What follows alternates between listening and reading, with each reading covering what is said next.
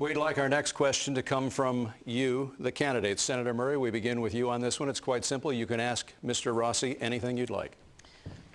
Well, thank you. And I would like to ask Mr. Rossi very clearly how, when he talks so much about balancing the budget and deficit spending today, he can tell people in this country that he's going to give a tax cut to the wealthiest 2% of Americans.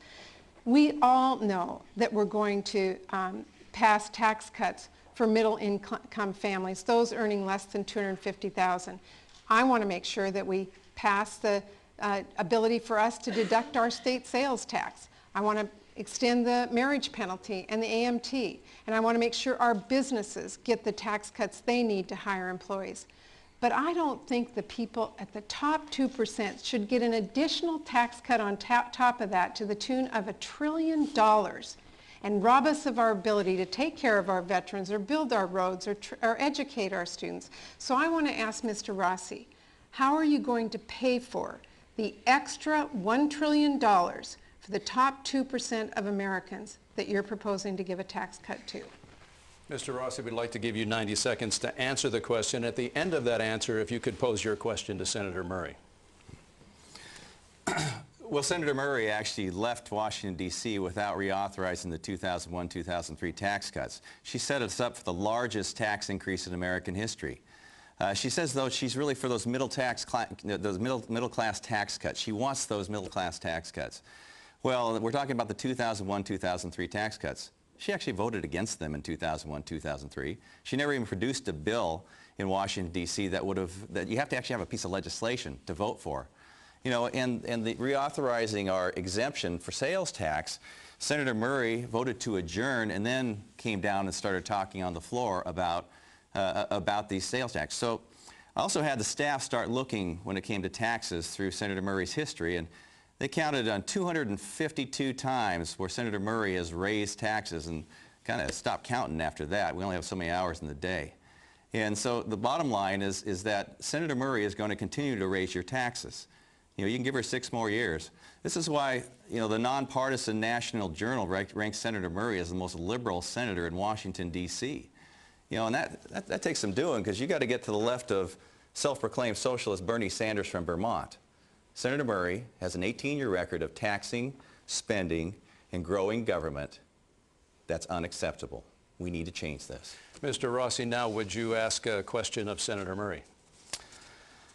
You know, Senator Murray, we're talking about trade, and unfortunately we had a situation where in eastern Washington that you